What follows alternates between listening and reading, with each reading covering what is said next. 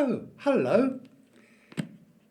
Have I got some exciting news for you today? We're starting a journey through the Bible and we invite you to come with us. Normally when I present this in churches, I ask a few questions.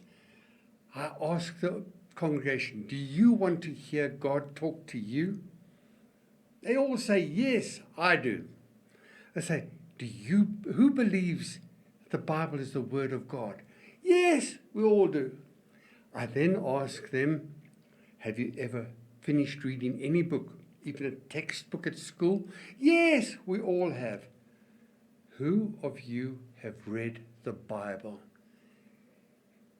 The answer is always a little bit disappointing to me. It's never as much as I wish it would be. When I dig deeper, I find that there are very many valid reasons. We all understand immediately that no time is an invalid reason, so we won't even discuss that. But what about people who find the Bible boring?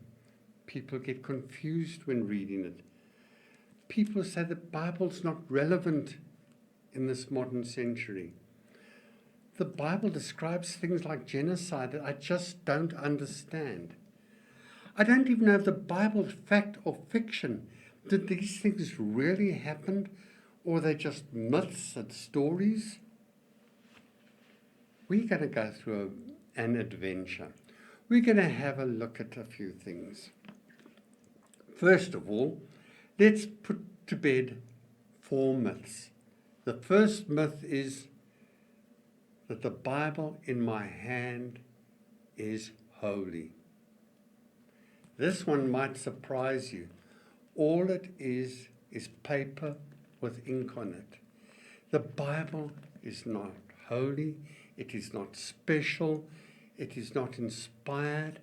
It is the original words from God, copied down and translated, that are inspired.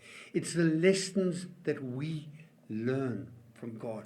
This is what is holy, and this is what is exciting. Next one is the Bible's a book. Well, it looks like a book, doesn't it? Actually, it is 66 books written by about 40 authors. It's written by authors living in over 3 continents. It's written over a period of about 1,500 years. It is a library, a compendium of books. And that is what makes it so exciting. The next myth is, this is a list of do's and don'ts, commands, rules. No. Even the old Jewish beliefs said there's 613 or 614 rules in the Old Testament. That's all. Out of all that writing, there's only 600 rules there. Jesus, however, told us there are only 2 rules. This is not a book about rules. It's a book about life. The last one is it's a good idea to discipline yourself to read through the Bible from Genesis right through to the end. No.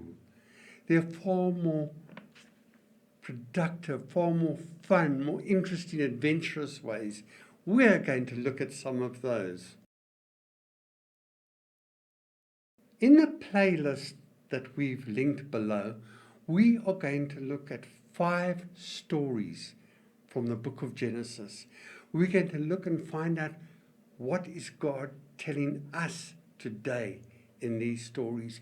How do we interpret these stories without being led astray? We're going to look at the story of the mark of Cain, the story of the mystery of Melchizedek, the story of a father's worst nightmare, story from the place of God to the face of God, and the last one is a short one. Life is not fair. We're going to be reading to understand, enjoy, Find adventure in these stories. Find out what God is telling us. Join us on this adventure as we go through and into an intimate place with God.